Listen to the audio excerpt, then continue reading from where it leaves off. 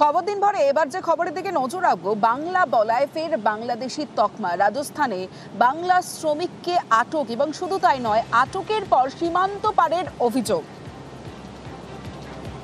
আমাকে ধরেছে রাজস্থান থেকে, বলছে তোর আধার কার্ড আছে, আমি দেখালাম আছে, তোর আইডি প্রুফ দেখা, আইডি আমার নাই, বলছে না এটা বাংলাদেশি আছে। বাংলাদেশি বলে আমাকে ওখানে 2-3 দিন রাখলো থানাতে, রেখে এবার আমাকে জেলে পাঠিয়ে দিল। জেলে আমাকে 2 মাস রেখেছিল।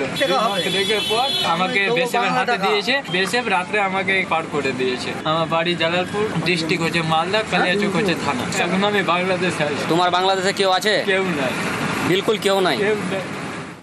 আমির শেখ, যাকে 2 মাস ডিটেনশন ক্যাম্পে রাখা হয়েছে, তারপরে বাংলাদেশে অর্থাৎ সীমান্ত পার করার অভিযোগ রয়েছে। তাকে নিয়ে আতঙ্কে রয়েছেন পরিবার। সেবক রয়েছে আমার সঙ্গে, সেবকের সঙ্গে কথা বলবো। সেবক, আমির শেখ কতদিন আগে রাজস্থানে গিয়েছিলেন, কি কাজ করতেন সেখানে, তার কাছে কি বৈধ নথি ছিল? এখনো পর্যন্ত পরিবার কি ব্যবস্থা নিচ্ছে? কারণ তাকে তো ফেরানোর জন্য উৎকণ্ঠায় রয়েছেন পরিবার।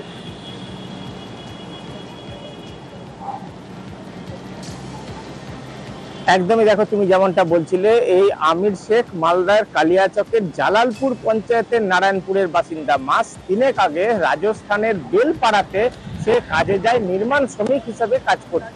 এটা অভিযোগ যে তার বৈধ নথিপত্র থাকার পরেও শুধুমাত্র বাংলা কথা বলায় তাকে রাজস্থান পুলিশ আটক করে। তাকে 2 মাসেরও বেশি ডিটেনশন ক্যাম্পে রাখা হয়। পরিবারের লোকজন বারবার ফোন করেও তার কোনো রকম খোঁজ খবর পাচ্ছিলেন না। কার্যত নিখোঁজ, আনট্রেসড অবস্থায় ছিল এই যুবক। এরই মধ্যে একটি ভাইরাল ভিডিও সমাজ মাধ্যমে ছড়িয়ে পড়ে, যে ছবি পরিবারের লোকজন দেখেন এবং দেখে চিনতে পারেন যে এই ছবি আমির শেখের। যদিও আমরা সত্যতা যাচাই করিনি, কিন্তু পরিবার দাবি করছে যে ছবি আমরা দেখাচ্ছি সেই ছবি আমির শেখের। সেই আমির শেখকে রাজস্থান পুলিশ তারা আটক করে ডিটেনশন ক্যাম্পে রাখে। শুধু তাই নয়, তাকে পাঠিয়ে দেওয়া হয়েছে জোর করে নাকি সীমান্ত পার করে বাংলাদেশে। স্বাভাবিকভাবেই উদ্বেগে পরিবার।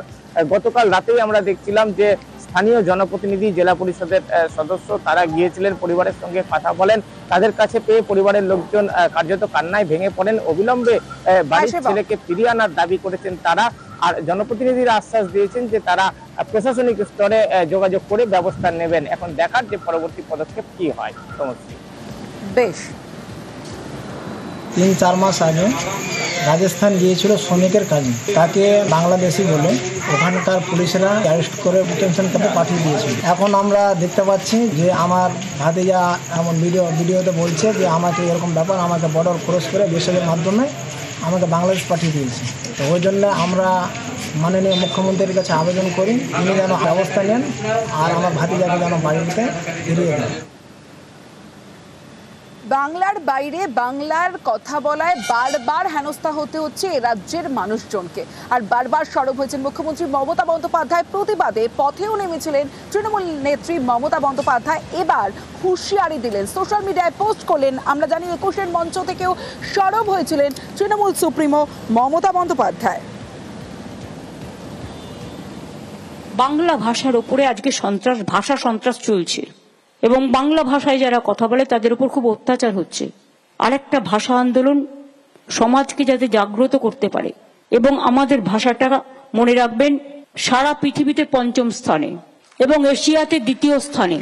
প্রায় 30 কোটি লোক বাংলা ভাষায় কথা বলে, আর আজকে বাংলা ভাষায় কথা বললেই তাকে জেলে নিয়ে যাওয়া হবে, এটা আমি মানতে পারছি না।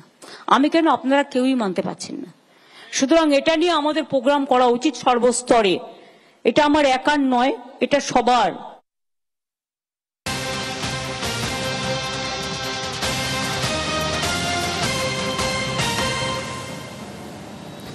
ভিন রাজ্যে বাংলা শ্রমিকদের হেনস্থা, পরিযায়ী শ্রমিকদের জন্য হেল্পলাইন চালু বসিরহাট জেলা পুলিশের। আরও একবার জানাবো, ভিন রাজ্যে বাংলা শ্রমিকদের হেনস্থা, পরিযায়ী শ্রমিকদের জন্য হেল্পলাইন চালু বসিরহাট জেলা পুলিশের।